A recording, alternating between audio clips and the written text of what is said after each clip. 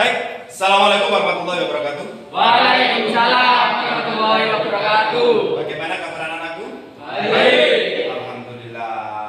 Baik, tadi sudah cek suhu tubuh ya? Sudah. Sudah cuci tangan? Sudah. Ingat, tetap memperhatikan protokol kesehatan. Ya, itu yang penting. Baik, sebelum Bapak mulai, ketua kelas dipimpin berdoa dulu. Duduk siap. Sebelum kita mulai pelajaran hari ini, mari kita berdoa untuk kepercayaan agama masing-masing. Berdoa mulai.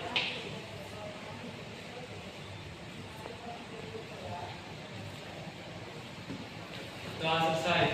Baik, terima kasih. Itu dari ketua kelas. Kita berdoa mudah-mudahan kita dijauhkan dari corona dan keluarga kita selalu dilindungi dan diberikan kesehatan semua sehingga kita bisa melaksanakan tatap muka seperti biasa. Baik, sebelum Bapak mulai, kita absen dulu.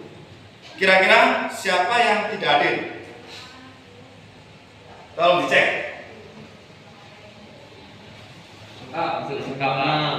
Alhamdulillah, meskipun kondisi corona, kita masih tetap melaksanakan kegiatan dengan baik. Ingat, kita memang tidak bisa memasukkan semuanya sesuai dengan instruksi dari pemerintah. Hanya 10% dari satu kelas. Ya, kalau kelasnya itu kira-kira 36, yang boleh hadir kurang lebih 9 sampai 10 siswa. Baik, sebelum kita mulai pelajaran, alangkah baiknya kita menyanyikan lagu Indonesia Raya sebagai cinta kita terhadap tanah air Indonesia Raya. Baik, ketua kelas dipimpin untuk menyanyikan lagu Indonesia Raya. Hiduplah Indonesia Raya.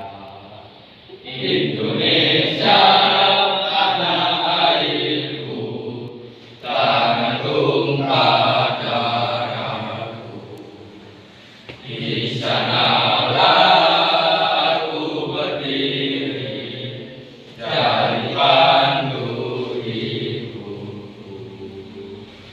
Indonesia kebangsaanku, bangsa dan tanah airku. Marilah kita berseru, Indonesia bersatu. Hiduplah tanahku, hiduplah negeriku, bangsaku, rakyatku semuanya.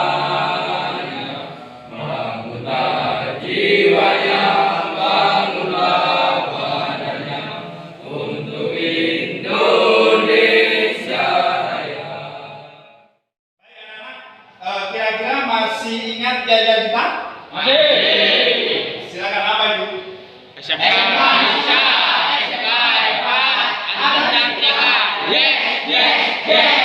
Baik sekali. Meskipun di suasana pandemi kita masih semangat ya dalam belajar, tidak boleh lemah loyo karena kita harus meningkatkan imun dengan semangat. Ya. Baik, selanjutnya kira-kira minggu kemarin ada yang masih ingat pembelajarannya apa? Minggu kemarin membahas rem konvensional, Pak. Rem konvensional ya. Oke, minggu kemarin kita sudah bahas rem konvensional. Sekarang Bapak tanya, apa itu rem konvensional? Sistem yang bekerja untuk menghentikan laju kendaraan, Pak. Oh, hebat sekali Mas Aji. Ya, jadi masih ingat betul ya pembelajaran meskipun minggu kemarin itu yang saya harapkan. Ya. Oke, baik. Selanjutnya yaitu apa sih tujuannya kalian mempelajari sistem rem ABS di sini? Ya, yang pertama yaitu kalian bisa berdiskusi mampu menerangkan fungsi dan prinsip kerja sistem ABS. Yang kedua, melalui proses ceramah dan menampilkan gambar, peserta didik dapat menyusun langkah perawatan anti ABS. Yang ketiga, melakukan demonstrasi.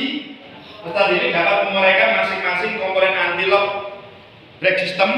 Yang keempat, melakukan kegiatan demonstrasi dan praktek. Peserta dapat melakukan perawatan berkala sistem ABS. Yang terakhir, setelah proses praktek rangkaian sistem ABS, diharapkan kalian dapat memeriksa hasil perawatan berkala sistem ABS. Ya, baik, sebelum Bapak mulai, Bapak tampilkan dulu apa itu ABS dan cara kerjanya.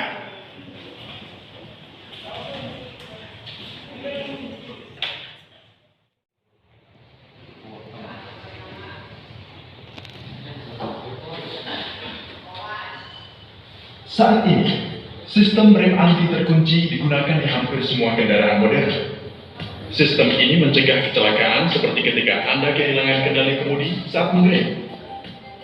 Dengan ABS, Anda akan dapat mengemudikan kendaraan dengan baik dan juga mengurangi jarak pengereman.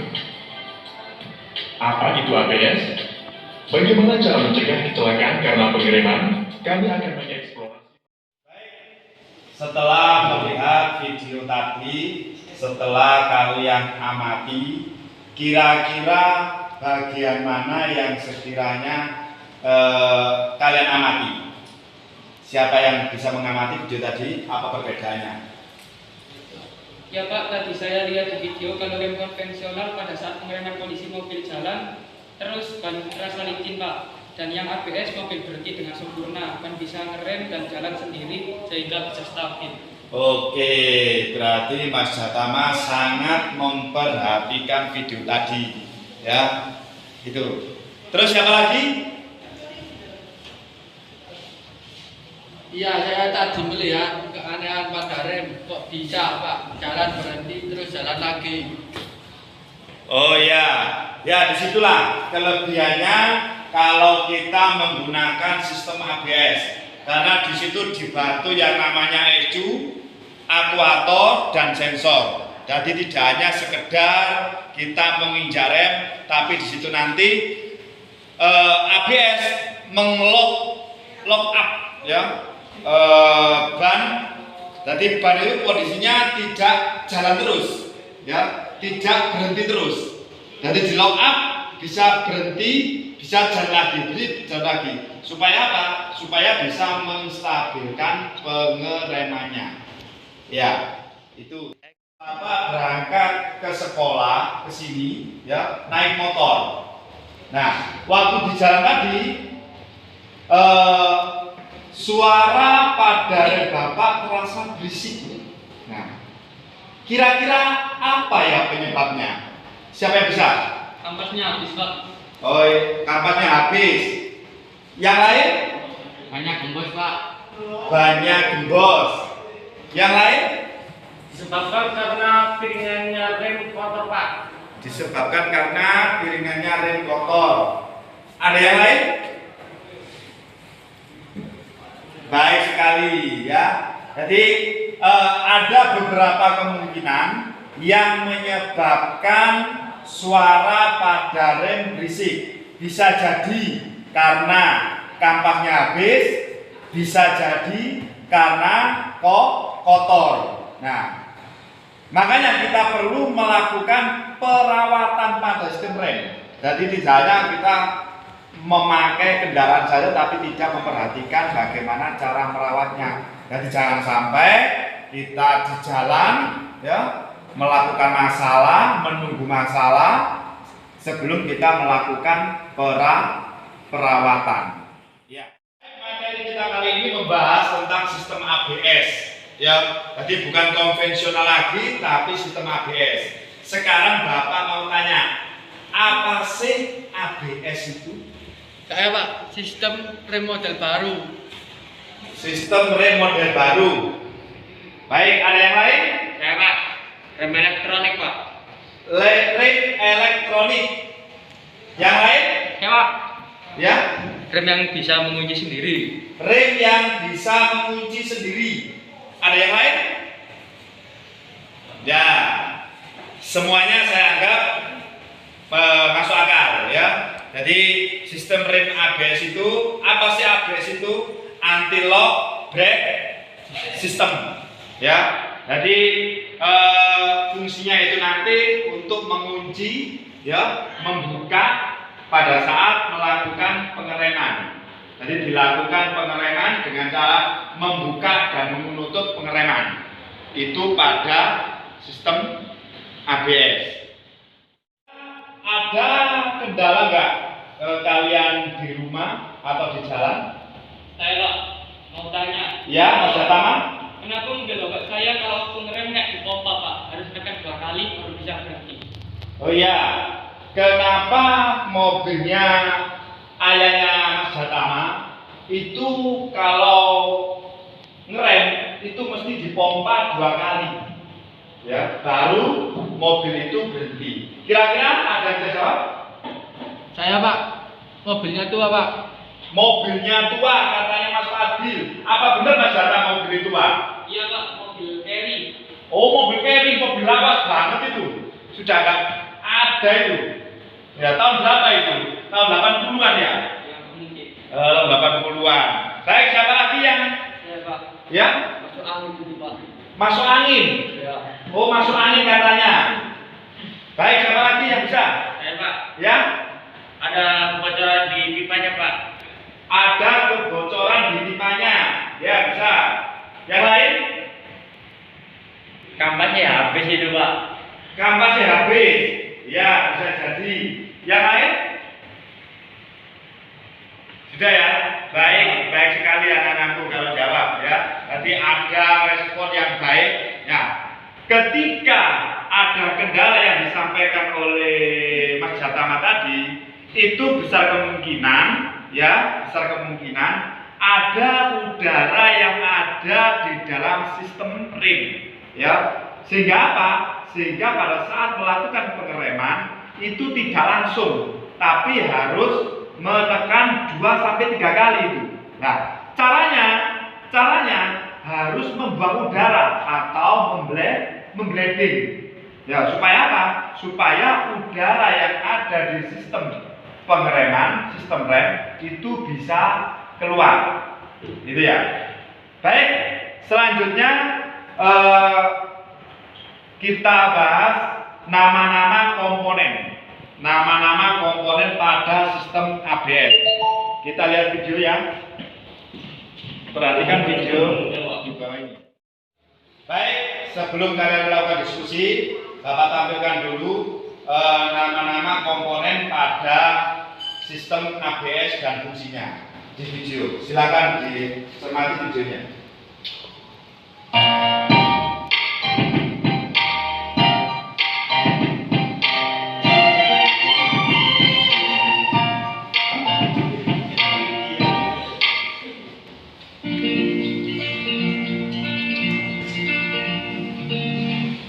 Assalamualaikum warahmatullahi wabarakatuh. Di video kali ini akan saya share mengenai nama komponen-komponen sistem dan fungsinya pada rem sistem ABS. ABS adalah sistem yang mengontrol speed yang bertujuan untuk mencegah pengemudi yang roda supaya kendaraan tidak terjadi slip.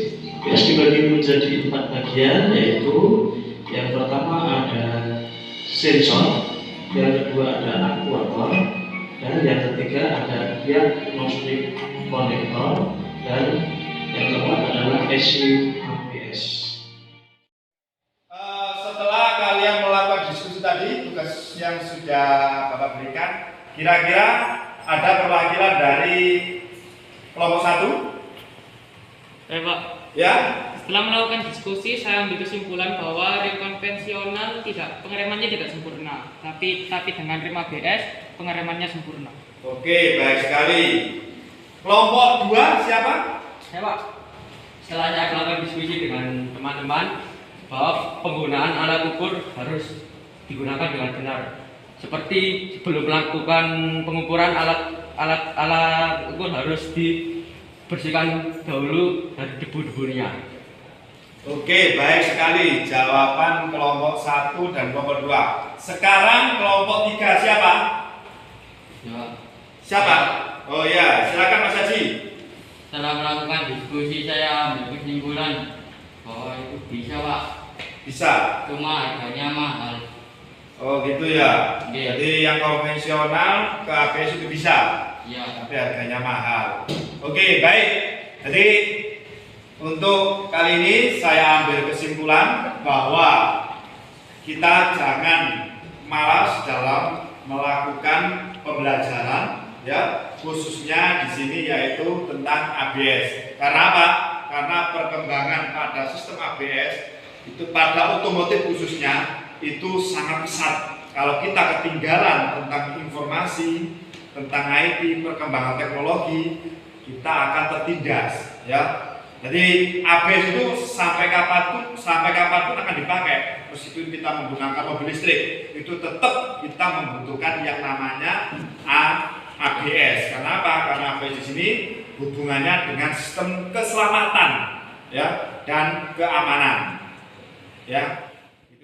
Kita akhiri pembelajaran, ya.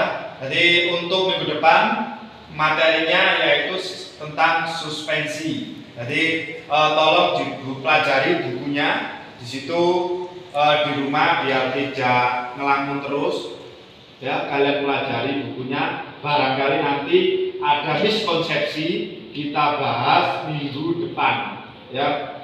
Barangkali bisa luring lagi. Baik, sebelum kita akhiri, ketua kelas bisa dipimpin doa. Sebelum kita mengakhiri pelajaran pada pagi hari ini, marilah kita berdoa menurut agama dan kepercayaan masing-masing. Berdoa, persilakan.